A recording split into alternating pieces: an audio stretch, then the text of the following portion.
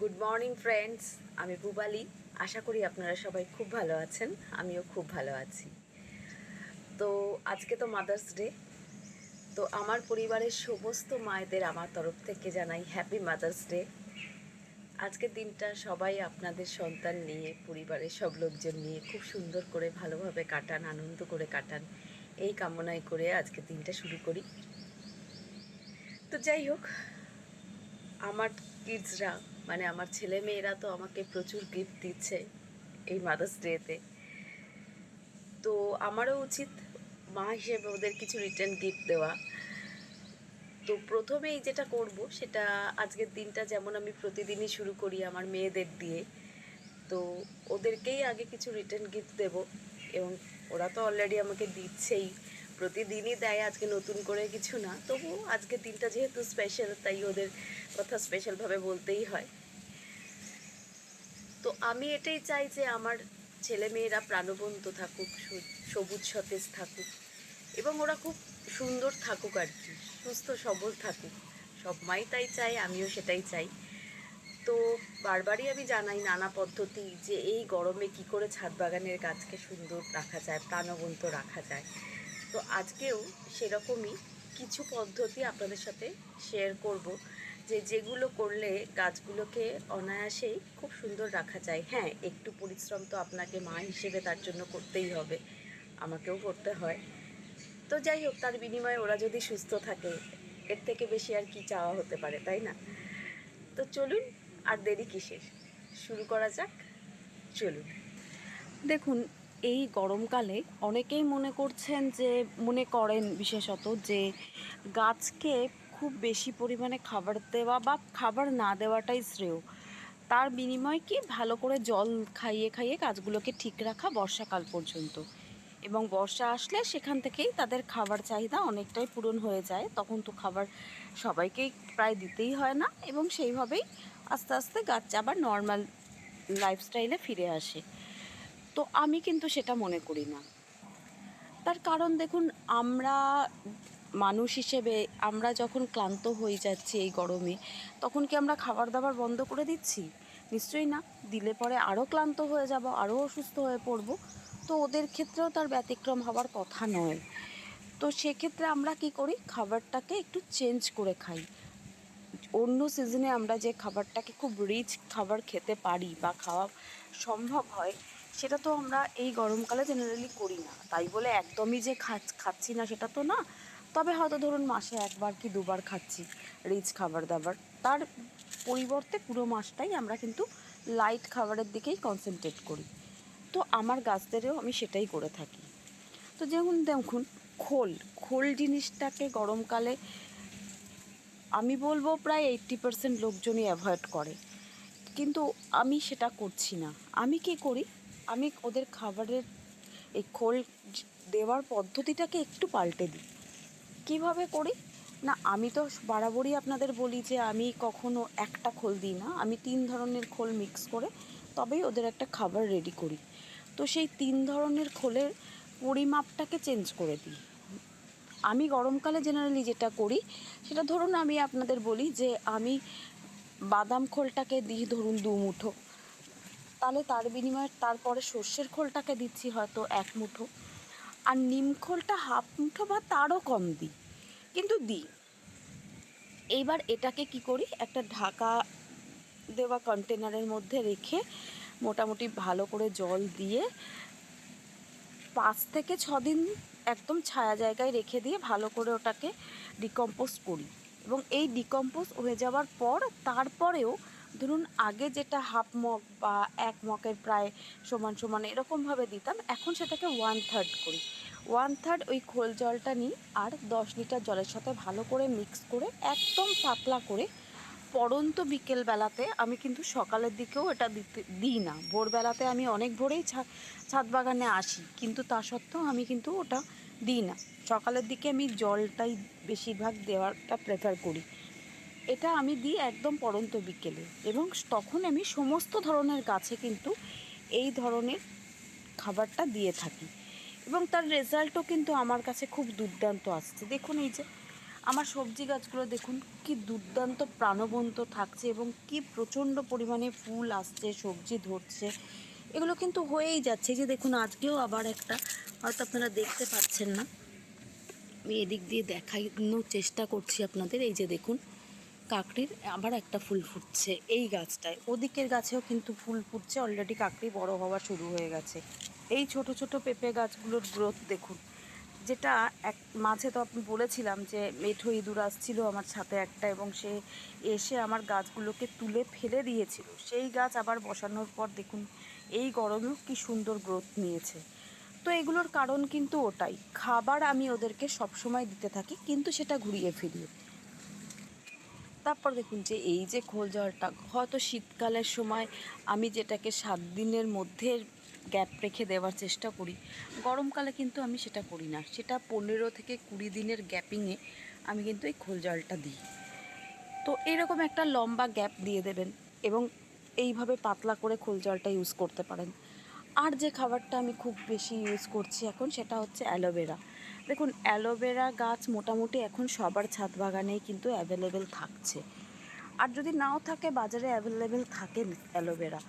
তো এই অ্যালোভেরা পাতা ধরুন 2টো পাতা, বড় দেখে 2টো পাতা যদি কেটে নিয়ে একটা কন্টেনারে আবার জল দিয়ে এভাবে ভিজিয়ে মোটামুটি একদম ছায়া জায়গায় ভালো করে মুখটা আটকে নিয়ে রেখে দিলেন 3 দিন মতো, ম্যাক্সিমাম 3 দিন রাখলেই যথেষ্ট। তারপর সেই জলটাকেই একদম ওরকমভাবেই খোল জলের মতোই একইভাবে একটু নিয়ে নিলেন, নিয়ে 10 লিটার জলের সাথে মিক্স করে ওটাকে যে একদম বিকালে দিতে হবে এটা কোনো ব্যাপার না, আপনারা দুপুরের দিকেও দিতে পারেন। কারণ অ্যালোভেরার জলটা কিন্তু গাছের মাটিকে খুব ঠান্ডা রাখতে সাহায্য করে, তো সেই জন্য দুপুরের দিকে দিলেও খুবই ভালো, কোনো খারাপ হয় না। এবং আমি কিন্তু দিচ্ছি আমার গাছতে, এবং ওরা খুব শান্তি পায় ওই সময় এই জলটা পেলে। তো এটা আপনারা হয়তো সপ্তাহে 1 দিন দিন, যদি সম্ভব হয় সপ্তাহে 2 দিন দিন, এই জলটা আপনারা ইউজ করতে পারেন গাছকে প্রাণবন্ত রাখার জন্য। কিন্তু এটা খুবই উপকারী ভূমিকা পালন করছে। এবং জাস্ট দেখুন আমি যে কথাগুলো বলছি সেগুলো তো আমি আপনাদেরকে দেখাচ্ছিও তার রেজাল্ট, তাই না? যে সম্পূর্ণ জৈবভাবে আমার বাগানটা কতটা সুন্দর, কতটা প্রাণবন্ত থাকছে এই গরমে। আমি কিন্তু কোনো রকম কোনো গ্রিন নেট না, কোনো রকম কোনো শেড না, কিচ্ছু ইউজ করি না। আগের বছর আমি গ্রিন নেট দিয়েছিলাম, কিন্তু এবছর আমি ইউজ না করে দেখছি যে কিভাবে আমার গাছগুলোকে ঠিক রাখা যায়। তো যথেষ্টই ভালো থাকছে আমার গাছগুলো। তো এই খাবারগুলো আপনারা ইউজ করুন। আর যেটা করবেন, আমি যেটা করি সেটা হচ্ছে সবজি পচার জল। সবজি পচা বলতে আমি তো শুধু সবজি পচার জল ইউজ করি না, তার মধ্যে আমি অনেক কিছু জিনিস দিই, যেমন চায়ের পাতা বলুন, ডিমের খোসা বলুন, মাছের উচ্ছিষ্ট বলুন, এরকম ধরনের প্রত্যেকটা জিনিস কিন্তু আমি একটা কন্টেনারের মধ্যে ভালো করে ভিজিয়ে রেখে দিই। এবং সেটা এরকম না যে 10 দিন 12 দিন, আমার যখন যেরকম হচ্ছে আমি সেইভাবেই সেইগুলো নিয়ে ওর মধ্যে দিচ্ছি এবং ইউজ করতে থাকি। তো ওটা খুব ভালোই একইভাবে ইউজ করুন, যে মোটামুটি 1/3 মতো নিন, নিয়ে 10 লিটার জলে ভালো করে মিক্স করে তারপর সেটাকে আপনারা ব্যবহার করুন, এবং তারও রেজাল্ট কিন্তু দুর্দান্ত পাওয়া যাচ্ছে। হ্যাঁ, তবে এক্ষেত্রে খোল জল ছাড়া আর এই ধরনের খাবারগুলো কিন্তু আমি অতটা গ্যাপিংয়ে দিই না। আমি এগুলো অন্তত এই যে সবজির জলটা 7 দিনের মধ্যে একবার দেওয়ার চেষ্টা করি, এবং সেটা দিও 7 দিনের কম গ্যাপিংয়েও আমি কিন্তু দিচ্ছি। কারণ আমি মনে করছি যে এই গরমে ওদেরও প্রচণ্ড এনার্জি লস হচ্ছে, তাই না? তো এত এনার্জি লসের ক্ষেত্রে ওদেরও তো কিছু খাবার দরকার এনার্জিটা ফিরিয়ে নেওয়ার জন্য। তো শুধু জলে সেটা কখনোই সম্ভব না। তো সেই কারণেই আমি এইভাবে এই খাবারগুলো দিচ্ছি। এবার বলি যে সলিড খাবার কি আমি দিচ্ছি না? একদম না, দিচ্ছি। সেটাও আমি কিন্তু যে গাছের প্রয়োজন মনে হচ্ছে, হ্যাঁ এরকম না যে সব গাছে যেরকম 2 মাসের গ্যাপ 3 মাসের গ্যাপে দিই, সেটা না করে যেটা যে গাছে মনে হচ্ছে যে এখন একটু খাবার দেওয়া দরকার, এদের গ্রোথটা ঠিকমতো হচ্ছে না, তো তখন সেই গাছ বুঝে সেই খাবারটা অবশ্যই আমি কিন্তু দিচ্ছি, সলিড খাবারও এর সাথে সাথে। এই যে দেখুন এখানে আমার একটা তরমুজ গাছ রয়েছে, একটা না এখানে 2-3টে তরমুজ গাছ একসাথে আছে। এখানে আমি খাবারগুলো কিভাবে দিচ্ছি দেখুন, এই যে একটা বোতলকে ভালো করে কেটে নিয়ে তার মধ্যেই এই যে সবজির খোসাগুলো যা হচ্ছে, ফলের খোসা, কলার খোসা সব এর মধ্যে দিচ্ছি, দিয়ে জল দিয়ে দিচ্ছি এবং আস্তে আস্তে লিকুইডটা কিন্তু এর পুরো গ্রো ব্যাগটায় স্প্রেড করে যাচ্ছে এবং এরাও কিন্তু এদের প্রয়োজনীয় খাবার পেয়ে যাচ্ছে। ঠিক আবার দেখুন এই দিকটাতে আমি আবার ফুটি গাছ লাগিয়েছি। সেই ফুটি গাছে দেখুন এই যে ফুল আসা শুরু হয়ে গেছে অলরেডি এবং এই যে দেখুন কি দুর্দান্ত তার চেহারাটা হয়েছে, জাস্ট দেখুন। তো এই খাবারটাই কিন্তু আস্তে আস্তে পুরো গ্রো ব্যাগটাই স্প্রেড করে যাচ্ছে। এবার এটা আমি এদিকে দিয়েছি, এটা অনেক বড় গ্রো ব্যাগ, আবার এদিকেও যদি আমি ওইভাবে কিছুটা দিয়ে দিই তাহলে আরও ভালো খাবার পেয়ে যাবে। তো গরমকালে এইভাবে যদি আমরা খাবারটা, শুধু গরমকাল কেন, যে কোনো সিজনেই এটা দেওয়া পসিবল, তবে গরমে যেহেতু বেশি আমাদের গাছপালাগুলো কষ্ট পায়, তো সেই জন্য ওটা নিয়ে আমরা একটু বেশি ভাবি বলে ওটাকেই হাইলাইট করছি। তো এইভাবে আপনারা খাবার অবশ্যই দিবেন। আর যেটা আমি বারবার বলবো যে খাবার দেবার তো নানা উপায় আছে, আরও অনেক উপায় আছে, কিছুটা আপনাদের সাথে শেয়ার করলাম আজকে। গাছকে অন্তত দিনে একবার পুরোপুরি স্নান করিয়ে দিন, আর যদি পসিবল হয় তাহলে সেটা দুবার। জাস্ট দেখুন এই যে আমার জবা গাছটা দেখুন কি প্রচণ্ড পরিমাণে ফুল হচ্ছে, আর ফুলের কুঁড়ি দেখুন, গাছের ডালে ডালে কুঁড়িতে ভরে যাচ্ছে। আমি কিন্তু সকাল বিকেল দুবেলা এদেরকে খুব ভালো করে স্নান করিয়ে দিচ্ছি। এই ব্যাপারটা কিন্তু গরমে গাছকে প্রাণবন্ত রাখার কিন্তু একটা দারুণ উপায় বলতে পারেন। আর যেটা করতে পারেন সেটা হচ্ছে দেখুন, মাঝে মাঝে অন্তত 15 দিন বা 20 দিনের ব্যবধানে একটু ফাঙ্গিসাইড স্প্রে করে দিন সমস্ত গাছে। সেক্ষেত্রে আমি যেটা করি যে আমি কিন্তু সাব ফাঙ্গিসাইডটাকেই বেশি ব্যবহার করি, ট্রাইকোডার্মাও ব্যবহার করি, তবে সেটা তুলনামূলক অনেক কম। সাব ফাঙ্গিসাইডটা 1 গ্রাম 1 লিটার জলে মিক্স করে নিয়ে পরন্ত বিকেলে আমি গাছগুলোতে স্প্রে করে দিই। আবার মাঝে মাঝে হলুদ গুঁড়ো, জাস্ট রান্না করার যে হলুদ গুঁড়ো, সেটাকেও ঠিক 1 চামচ, ছোটো চামচের 1 চামচ নিয়ে জলের সাথে ভালো করে মিক্স করে ওটাও মাঝে মাঝে স্প্রে করে দিই। তো এইভাবে ফাঙ্গিসাইডটা কিন্তু মাঝে মাঝে স্প্রে করতেই হবে। আর দেখুন পেস্টিসাইড তো লাগবেই গরমকালে, মানে কীটনাশক ছাড়া গাছ, মানে ছাদ বাগানের গাছ এই গরমে ঠিক রাখা কিন্তু এক কথায় ইম্পসিবল। তো সেক্ষেত্রে আমি বলবো যে আমি তো অনেক ধরনের কীটনাশকই কথাই অলরেডি আমার লং ভিডিওতে আপনাদের সাথে শেয়ার করেছি, সেগুলো ঘুরিয়ে ফিরিয়ে ইউজ করতে পারেন। অথবা জৈব কীটনাশক আমি যেটা ইউজ করে থাকি অনেক সময় সেটা হচ্ছে কাকা, খুব ভালো কার্যকরী এবং প্রচণ্ড সুন্দর রেজাল্ট আমি পাই আমার বাগানের ক্ষেত্রে। তো সেটাও কিন্তু আপনারা চাইলে ইউজ করতেই পারেন।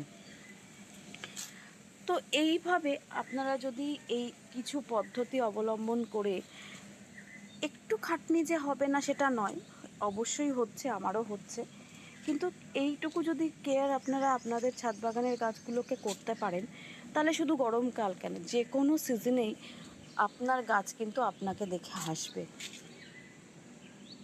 তো যাই হোক, এই ছিল আমার আজকের ভিডিও। যদি আপনাদের আমার ভিডিওটা ভালো লেগে থাকে তো অনেক অনেক ভালোবাসা দিয়ে আমার পাশে থাকবেন, আর একটু লাইক আর শেয়ার করে দেবেন। আর যারা আমার নতুন বন্ধু আছো বা আছেন, তাদেরও যদি আমার ভিডিওটা ভালো লেগে থাকে, যদি ইনফরমেটিভ মনে হয়, তাহলে অবশ্যই চ্যানেলটা সাবস্ক্রাইব করে বেল আইকনটা প্রেস করে দিও। খুব তাড়াতাড়ি আবার একটা সুন্দর ভিডিওর সাথে দেখা হচ্ছে। আজকের মতো তাহলে বিদায়, টাটা।